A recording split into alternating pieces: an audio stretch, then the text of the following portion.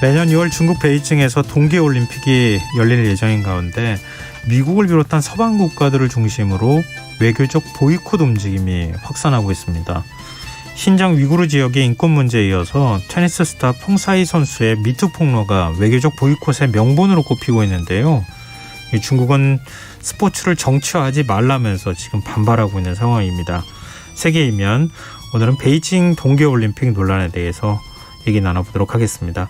외신캐스터 전주현 씨 나와 계십니다. 안녕하세요. 네, 안녕하세요. 네, 베이징 올림픽 중국 정부 입장에서는 매우 중요한 행사죠. 그렇습니다. 내년 2월 4일부터 20일까지 열려서요. 이제 67일밖에 안 남았어요. 중국이 지금 베이징 올림픽을 성공적으로 개최하는 데 사활을 걸었다 이렇게 얘기를 해도 과언이 아닌데 네. 시진핑 국가주석의 3연임을 최종 확정하게 되는 내년 가을 20차 당대회전에 치러지는 초대형 이벤트이기 때문입니다. 내년에 행사가 많아요. 올림픽이 이제 2월에 처음 열리는데 큰 행사 중에 이걸 성공적으로 일단 마치고 3월에 최대 정치 행사죠. 양회를 거쳐서 7월에 청두에선 유니버시아드 대회가 열립니다. 그리고 9월에는 항저우에서 아시안게임이 열리고요. 이런 것들을 잘 마무리해서 가을에 열리는 당대회에서 지금 분위기를 최고로 끌어올리는 게 중국 당국의 목표입니다. 그리고 올해 도쿄올림픽이 코로나19 때문에 대부분 무관중으로 열렸잖아요. 네. 근데 이제 베이징 동계올림픽은 자국민에 한해서는 관중 입장을 허용한다. 이게 방침입니다. 그래서 전 세계 코로나19 극복의 상징적인 장으로 좀 만들어 보려는 그런 의도도 있어요. 그리고 베이징이 이제 동계올림픽을 치르게 되면 전 세계에서 하계와 동계올림픽을 모두 개최한 첫 번째 도시라는 상징성을 갖게 됩니다. 그러니까 중국으로서는 이래저래 아주 중요한 올림픽이 될 수밖에 없습니다. 네, 바이든 미국 대통령이 외교적 보이콧 검토 발언을 하고 난 다음부터 네. 그 발언에 같이 동참하는 네. 국제사회 움직임이 일어나고 있어요. 그렇습니다. 18일에 바이든 대통령이 신장 위구르족 인권 문제 등을 이유로 들어서 베이징 동계올림픽에 대한 외교적 보이콧을 검토하고 있다. 이렇게 공식적으로 밝혔거든요. 네. 그 이후에 미국의 동맹국들을 중심으로 보이콧 논의가 확산되고 있는데 일단 미국과 안보동맹 오커스를 결성한 영국, 호주가 가세를 했고요. 영미권의 기밀 정보 동맹이죠. 파이브 아이스의 일원인 캐나다 그리고 미국이 주도하고 있는 4개국 안보협의체인 쿼드에 참여하고 있는 일본도 지금 동조할 가능성을 나타내고 있습니다. 그리고 이제 유럽연합의회도 이미 7월에 지금 홍콩 반중 매체 빈과일보가 중국 국가보안법 위반 혐의로 폐간된 직후였는데 네네. 그때부터 이미 회원국들에게 정부 대표와 외교관들의 외교적인 보이콧을 촉구하는 결의안을 채택했어요. 그런데 이번에 펑샤이 사건을 계기로 외교적인 보이콧 수위가 정부 대표와 외교관이 그치지 않을 수도 있다. 뭐 이런 전망까지 나오고 있는 상황입니다. 근데 이게 외교적 보이콧이라는 게 선수단을 파견 안 하는 건 아니죠? 아닙니다. 선수단은 당연히 가고요. 근데 선수단과 함께 올림픽 개막식 같은 뭐 폐막식도 그렇고 정부나 정치권 인사들로 꾸려진 대표단을 외교적으로 파견하게 되는데 그런데 이 사람들을 파견하지 않음으로써 주최국의 항의나 경고의 뜻을 전달하겠다. 이런 수단으로 쓰이는 건데요. 지금 각국이 보내는 정부 대표단이 뭐 단순하게 그냥 뭐 개막식에 참석한다 여기서 그치는 게 아니라 얼마나 오느냐, 얼마나 중요한 인사들이 오느냐, 그래서 정상회담을 또 얼마나 할 수 있느냐 이런 것들이 올림픽 주최국의 국제적인 위상 또 올림픽 흥행에도 영향을 미치기 때문에 지금 외교적 보이콧 움직임이 진짜 현실화되면 이번 올림픽이 러시아와 파키스탄 같은 친중 국가 그리고 사회주의 국가 정상들만 참석하는 반쪽 행사로 될 수도 있다. 그래서 중국의 국제적 이미지에 큰 타격을 받을 수도 있다. 이런 얘기가 나오고 있는 건데 지난번 2008년 베이징 하계올림픽 때는 세계에서 100여국 정상들이 참석을 한 적이 많이 갔죠. 네. 다만 지금 서방 국가들 중에서도 중국하고 경제적으로 굉장히 밀접한 나라들이 많거든요. 아무래도요. 그래서 집단적인 보이콧으로까지는 확대되지 않을 것 같다. 이런 전망도 함께 나오고 있습니다. 중국 정부는 어떻게 해서든 대응을 해야 되지 않겠습니까? 그렇죠. 그래서 지금 러시아랑 밀착하는 모습을 보이고 있어요. 일단 중국, 러시아, 인도 3개국 외무장관이 26일에 회담을 가졌습니다. 그래서 베이징 올림픽과 패럴림픽 개최를 지지한다라는 내용이 포함된 공동 성명을 발표했고요. 그리고 러시아와는 중국이 서방과의 대결이라는 이해관계를 공통으로 갖고 있는 국가거든요. 그래서 러시아랑 공조를 강화하고 있는데 일단 푸틴 러시아 대통령은 개막식에 참석하겠다라고 공식적으로 발표를 했습니다. 그리고 내일 양국 총리 간의 회담도 예정이 돼 있고요. 그리고 외교적인 협력 외에 군사 협력도 강화를 하고 있는 모습인데 26일에 국제원자력기구 이사회가 열렸는데 양국이 오커스의 핵 잠수함 협력에 반대한다라는 입장을 밝혔고요. 국제원자력기구의 특별위원회를 설치해서 오커스 문제를 논의해야 된다 이러면서 이 오커스에 대항하는 공조를 함께 이어갔습니다. 옛날 84년 LA 올림픽인가요? 네. 그때 보는 것 같아요. 80년 모스크바 올림픽도 있었고요. 네, 88 올림픽 때는 다 참석하는 네, 올림픽이었다 그래서 굉장히 그렇죠. 의미 부여를 했었는데 네. 지금 신냉전이라는 말이 뭐 무색하지 않은 네, 일이 그렇습니다. 벌어지고 있다고 볼 수 있는데 그러니까 지금 외교 보이콧을 한다고 하는 건 네. 원래 바이든 대통령이 먼저 얘기한 게 아니라 미국 의회에서 네. 주장이 나왔던 거죠. 그렇습니다. 의회가 지금 사실상 이 보이콧을 압박하고 있는 모습인데요. 정치권에서 지금 여기는 여야 구분이 없습니다. 공화당, 민주당 모두 이걸 주장을 하고 있는데 펠로시 하원 의장은 대표단이 가는 건 중국이 신장 위구르 자치구에서 자행하는 집단 학살을 눈 감아주겠다는 메시지를 주는 것이니까 가면 안 된다 이렇게 주장을 하고 있고요. 공화당은 아예 베이징 동계올림픽을 철회해야 된다. 뭐 이런 결의안까지 상원에 제출을 했을 정도입니다. 그래서 심지어 선수단도 파견하지 말아야 된다라는 주장까지 나왔었지만 선수단을 파견하는 건 지금 뭐 정치권에서 하는 게 아니라 미국 올림픽위원회가 결정을 하게 되거든요. 그래서 정치랑 스포츠가 분리되어 있으니까 압박을 가할 수는 없습니다. 그래서 그리고 선수들의 출전 기회가 박탈된다는 그런 비판도 받을 수 있고 그리고 이제 선수들의 참가 여부를 정치화시킨다라면 말씀하신 것처럼 냉전 시대 유물 아니냐 이런 비판이 당연히 나오기 때문에 네. 이렇게까지 커지기는 좀 힘들 것으로 보이고요. 그리고 이제 보이콧을 만약에 이렇게 뭐 선수단까지 안 보내고 뭐 이런 식으로 해서 전면 보이콧을 해버리면 처음에는 중국이 당혹해하겠지만 올림픽이 이제 끝내 성공적으로 치러지면 세계적인 관심은 결국 스포츠 대회 결과 뭐 이런 것에 쏠릴 수밖에 없으니까 네. 중국이 미국의 뜻에 동참하지 않은 국가들 사이에서 새로운 리더로 자리를 잡을 수 있다 이런 얘기가 나오고 있습니다. 그런데 미국은 절대로 이런 걸 원하지 않거든요. 네. 그래서 선수단은 보내되 정부 대표단은 보내지 않고 다른 나라도 그렇게 하도록 설득하는 게 더 현명한 방법이다라고 미국 내 전문가들이 그래서 외교적 보이콧을 주장을 하고 있습니다. 그리고 바이든 정부가 내년에 중간 선거가 있거든요. 그런데 중국의 인권 침해를 정당화해줬다라는 비판을 받을 소지를 만들면 안 되거든요. 그래서 외교적인 보이콧을 지금 또 시도를 하고 있고 그래서 가급적 많은 동맹국들이 동참하기를 지금 원하고 있다. 이런 분석이 나오고 있습니다.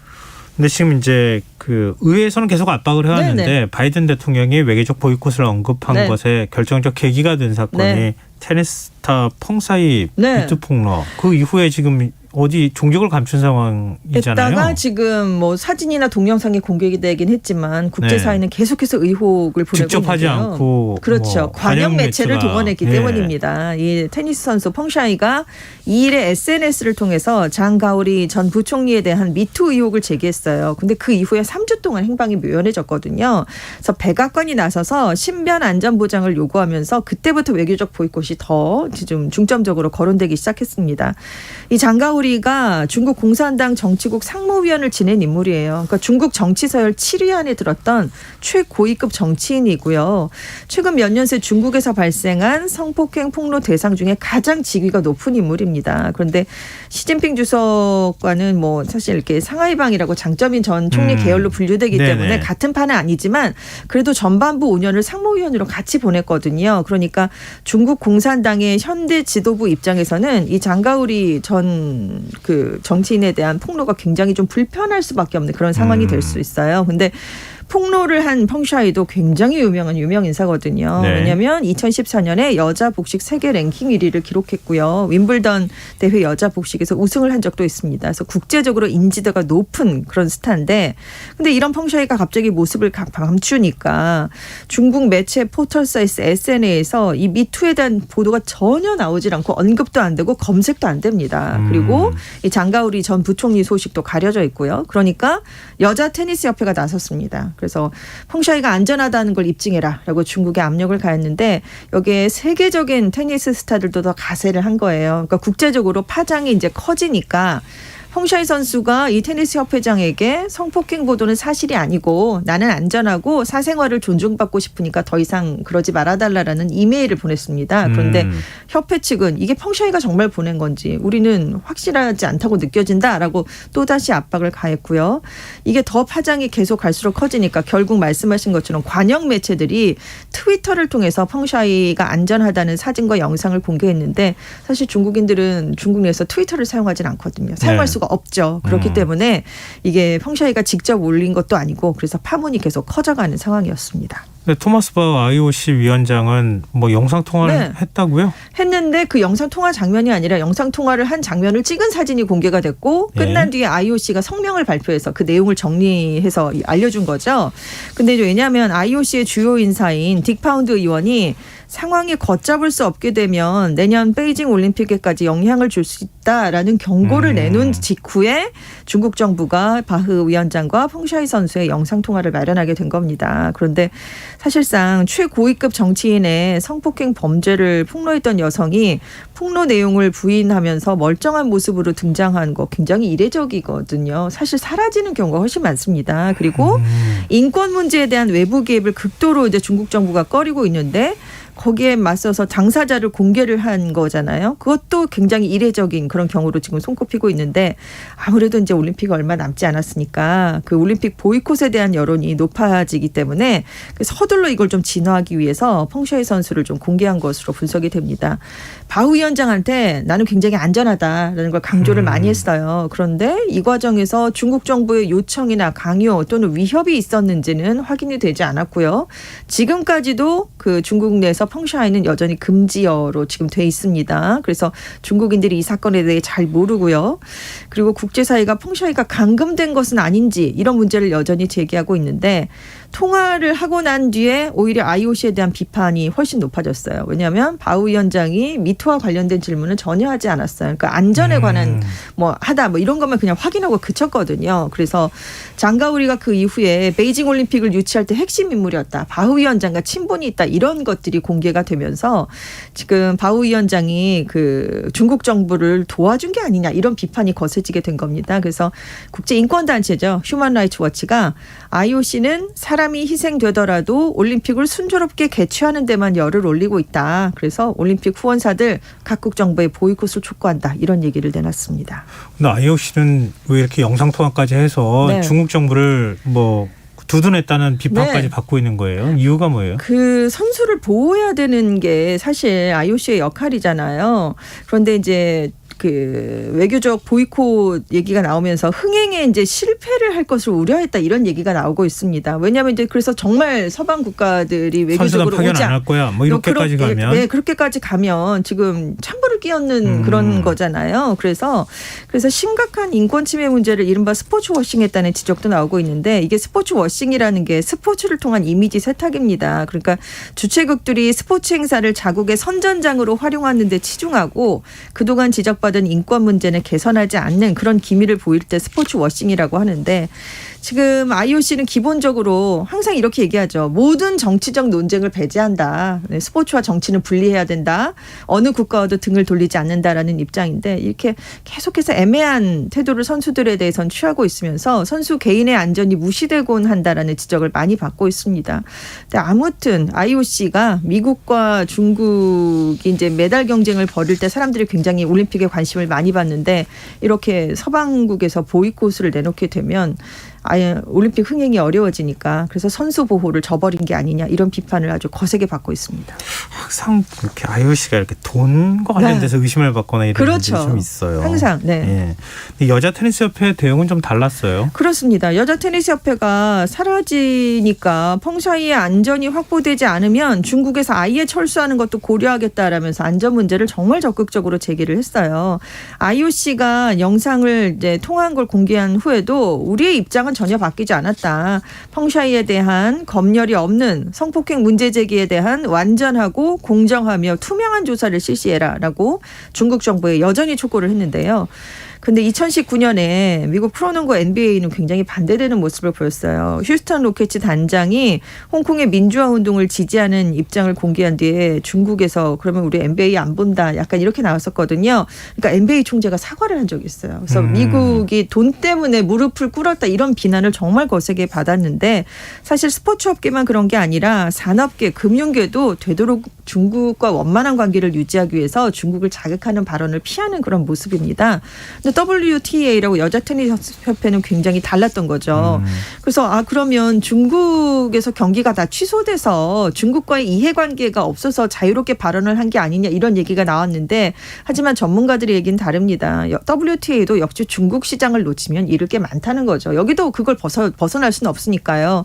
하지만 WTA 회장이 이번 사태 이후 비즈니스보다 더 중요한 건 선수다 이렇게 강조를 하면서 선수의 신뢰를 얻지 못하는 한 우리 협회는 존재할 수 없다 이런 입장을 내세웠기 때문에 이렇게 다른 대응을 할 수 있었다 이런 얘기가 나오고 있습니다.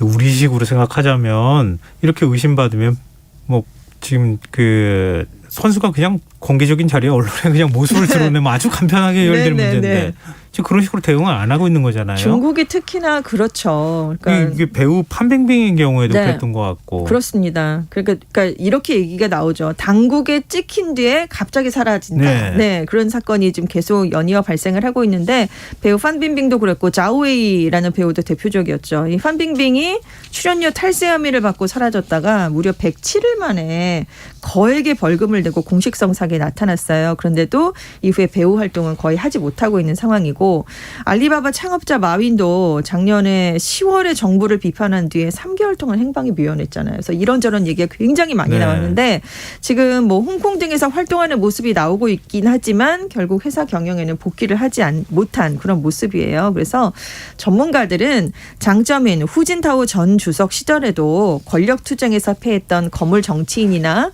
반체제 지식인이 실종한 건 적지 않았다는 거죠. 하지만 시 주석이 집권한 이후에 그 대상이 이제는 연예인과 운동선수, 기업가 등으로도 대폭 확대됐다라는 얘기를 내놓고 있는데 왜냐하면 내년 당대회에서 3연임을 확정 지으려고 하기 때문에 장기 집권에 걸림돌이 될 만한 건 작은 것이라도 넘어가지 않으려는 그런 경향이 있다. 그래서 정치인이 아닌 사람의 실종도 좀 빈번해졌다 이런 지적을 내놓고 있습니다. 그리고 이제 이번에 펑샤이 선수는 시 주석이나 공산당을 직접 비판한 것도 아니거든요. 그래서 이것도 이런 게 아주 큰 그림의 맥락에서 이루어진 것이 아니냐 이런 해석이 나오고 있는데 왜냐하면 시 주석이 집권한 뒤에 엄격한 당 관리 그래서 부패 척결 이런 것들을 많이 했잖아요. 근데 부총리까지 지낸 인물의 성추문이 이제 불거지면 지도층의 부패와 타락이 심각하다라는 게 이제 공개가 되는 셈이기 때문에 그래서 이걸 더군다나 이번 폭로를 계기로 서방 국가들이 베이징 올림픽 보이콧을 선언하려고 하기 때문에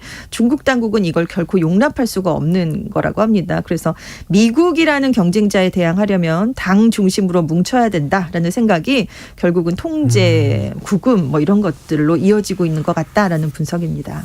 네, 앞서 스포츠워싱이라는 표현을 사용하셨어요. 스포츠를 통해 부정적인 이미지를 씻어내려는 일종의 이제 정치적인 어떤 의도가 포함되어 있는 거라고 볼 수 있는데요. 사실 우리 올림픽에서 이런 정치적 논란이 휩싸였던 적이 뭐 이번뿐만은 아니었던 것 같아요. 그렇습니다. 그리고 지금 내년에 이제 카타르 월드컵이 있는데 여기도 좀 논란이 많아요. 왜냐하면 월드컵 경기장을 건설을 하면서 2010년 이후에 이주 노동자 6,500명이 사망했다는 보도가 나왔습니다. 이들의 처우가 굉장히 열악했거든요. 그래서 여기도 지금 각국의 비판을 받고 있는데 그렇지만 이제 스포츠워싱을 하는 국가들은 국제사회가 비판을 보내도 뭐 행사에 대한 기대감은 여전히 높습니다. 왜냐하면 천문학적인 돈을 투입을 해서 큰 행사를 치르면 국력을 일단 과시할 수 있고요. 정권을 유지하는 데 긍정적인 영향을 미칠 수가 있기 때문이에요. 그리고 이제 IOC나 FIFA 같은 주요 스포츠 단체들이 스포츠의 정치적 중립을 내세우고 있잖아요. 그래서 경기장에서는 정치적 시위와 의사 표현이 금지가 됩니다. 그렇기 때문에 개최국으로서는 부담이 줄어들기 때문에 이런 스포츠 워싱들을 계속하고 있다. 이런 얘기가 나오고 있습니다. 그나저나 지금 뭐 베이징 올림픽도 얼마 안 남았는데 변이 바이러스 오미크론이 지금 뭐 전 세계로 확산하고 있는 상황이잖아요. 그렇습니다. 걱정이 크겠는데. 네, 중국 전체 인구의 한 90.8%가 이미 코로나19 백신을 접종했는데 지금 베이징 올림픽 전에 집단 면역을 다 구축하려고 하는 게 중국 당국의 목표예요. 그런데 지금 오미크론이 변수로 떠올랐고 안 그래도 지금 확산되고 있는 추세였잖아요. 겨울철을 맞아서. 그래서 만약에 상황이 더 심각해지면 자국 내 관중 수용에도 영향을 미칠 수 있고요. 그리고 중국이 제로 코로나를 계속하고 있잖아요. 네. 아주 강력하게 방역 정책을 하는 것도 올림픽 분위기를 가라앉힐 수 있다 이런 전망도 있는데 왜냐하면 굉장히 엄격한 장기간 격리도 강제를 하고 있고 이동을 굉장히 제약할 예정입니다. 정말 버블을 씌운다고 하죠. 그래서 지금 안 그래도 축제 분위기 안 날 것 같다 이런 우려가 많은데 지금 중국 당국은 사실 이제 올림픽이 열리는 베이징 서부 허베이성의 장자커우 일대를 겨울 레포츠 관광 자원으로 개발하기를 원하고 있는데 만약에 올림픽 인기가 기대에 미치지 못하면 이 계획에는 차질이 빚어질 수밖에 없습니다. 일본 도쿄 하계 올림픽의 경우에도 네. 코로나 때문에 얼마나 사실 그렇죠. 힘들어했어요. 네. 근데 그때가 좀 떠오르기도 하고 네. 그러는데 우리나라도 이 지금 외교적 보이콧에 참여해라 네. 이런 압박도 좀 커질 것 그렇죠. 같아서 좀 지켜봐야겠습니다. 지금까지 세계인면 외신캐스터 전주현 씨였습니다. 고맙습니다. 네, 감사합니다. 오늘 모바일 상품권 당첨자는 홈페이지 공지사항에서 확인하실 수 있습니다. 김성환의 이사 오늘 여기까지 하겠습니다. 편안한 밤 되십시오.